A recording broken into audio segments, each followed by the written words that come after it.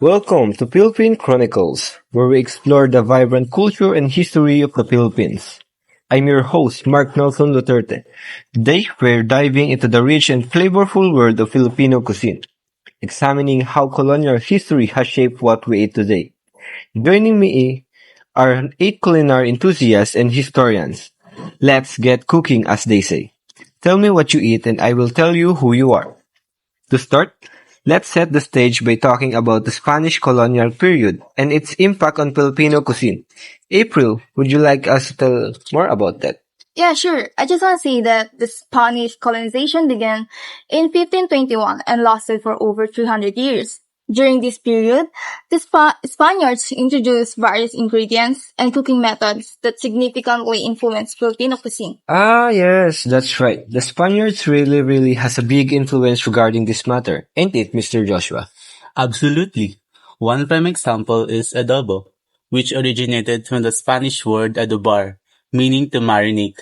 The Spanish influence can be seen in the technique of marinating meat in vinegar, but Filipinos added their own twist with soy sauce and local spices, creating a dish that is uniquely ours. Ah, yes, I remember. It's one of my favorite. The Oh, I miss my mom. And by the way, Mr. Jesse, can you tell us more about the Spanish dishes? So I just also wanted to add another dish with Spanish roots, and I know that you all know this one. It is very famous in our country, and the food I am talking about is lechon. We know that Filipino love lechon, and also me. I really love eating lechon. But did you know that this word means roasted sucking pig? I know it sounds crazy, but this will show if you go and research about the meaning of it. Does any one of you know about that? No. Yeah, it's all right. But at least you already know now. So this dish has become a centerpiece of Filipino celebrations, like birthdays. It's unusual to see birthday celebrations with lechon, but you will see it more often, particularly during festivals and holidays, like Christmas, New Year's, and we can also see it when someone graduated or passed board exams. The method of roasting meat over an open fire was introduced by the Spanish. As time goes by, we improve and perfect its taste with our own flavor and traditions. That's really an informational about lechon, but sadly, I don't eat lechon. Aww. Oh, if we're talking about the main dish, how about the desserts? When I say desserts, what first comes to your mind? Well, personally, I'd say halo-halo. Oh, yeah, that's a good one. But for me, it's Biko. Alright. Miss Rose, would you like to enlighten us about this desserts thing? Of course, let's not forget about the influence on our desserts. The Spanish introduced us to sweets like leche plan, which is variation of the Spanish plan. This creamy caramel custard has become a beloved dessert in the Philippines, often served during the special occasions. Yeah, I know that leche plan. That's one of my tongue's favorite tastes. Whenever there's an occasion, that's what I'm really looking for. Moving forward in history, let's discuss the American colonial period which lasted from 1898 to 1946. And Mr. Dion, would you like to tell us more about this? Well, before I proceed, I would like to convey my gratitude to you, Mr. Nelson, for this opportunity to speak. So, moving forward, the American influence on Filipino cuisine is evident in the introduction of canned goods and processed foods, which are staple during the American period. This era saw the birth of dishes like hamburger steak. Locally, it is known as burger steak and spaghetti, which we adapted with a sweeter sauce that includes banana ketchup. I see. So, if we're talking about canned goods, there are several brands that comes to my mind. You know, I personally love Ligo because of its authentic flavor. Authentic? Anyways, I would like to add Argentina and Spam, because I just like meatloaf and corned beef because it is scrumptious. Scrumptious. Alright, that's good enough for canned goods. We all heard Mr. Dion talks about hamburgers, but what about footlong and fries?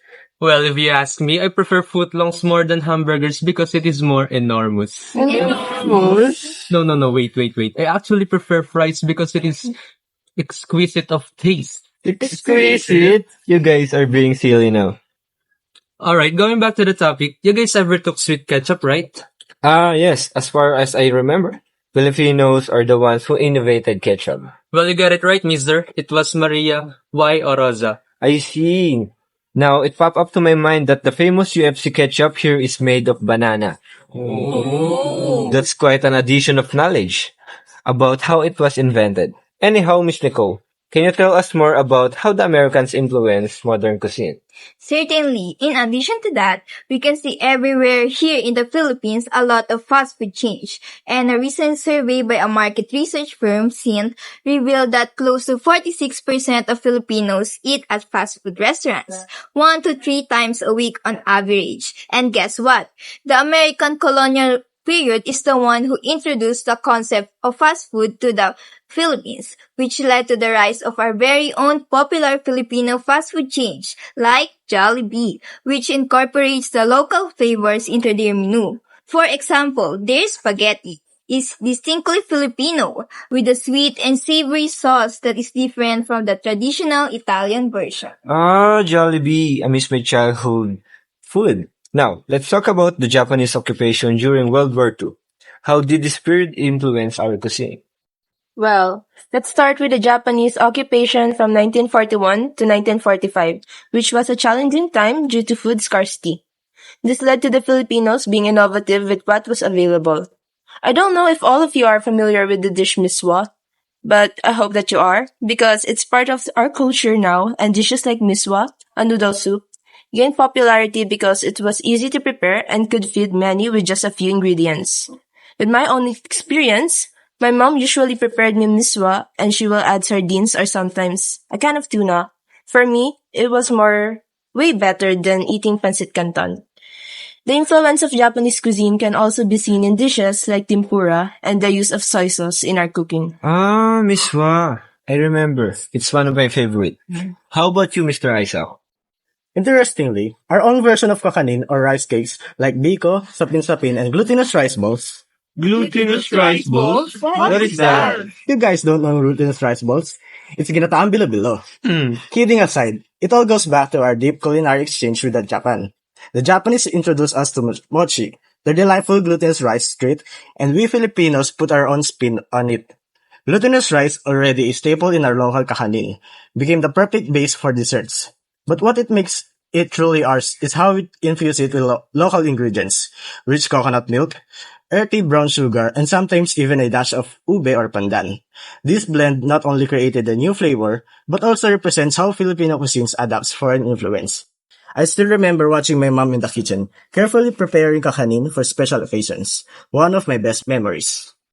Oh, it's amazing to see how each colonial period left its mark on our cuisine. The combination of these dishes with Spanish, American, and Japanese influence created a unique culinary blend that is distinctly Filipino.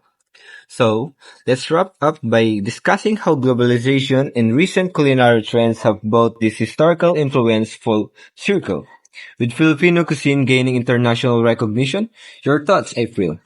Well, globalization has played a significant role in the evolution of Filipino cuisine. With the rise of social media and food blogs, Filipino dishes are now being recognized and celebrated worldwide. Chefs like Margarita Force and Claude Tayag have put Filipino cuisine on the global map by showcasing traditional dishes with a modern twist. Yeah, thank you for those interesting thoughts, April. How about you, Mr. Joshua? Additionally, the Filipino diaspora has spread our cuisine across the globe. Filipino restaurants in countries like the United States, Canada, and Australia are introducing our flavors to a wider audience, sparking a newfound appreciation for our culinary heritage. Oh, that's quite an information, ain't it? Thanks to all our guests for sharing their insights. It's clear that our colonial history has significantly shaped Filipino cuisine, creating a unique culinary tapestry that's both diverse and delicious. Join us next time on Philippine Chronicles for more stories from the heart of the Philippines. And remember, folks, the best way to understand a culture is through your taste buds. Mabuhay!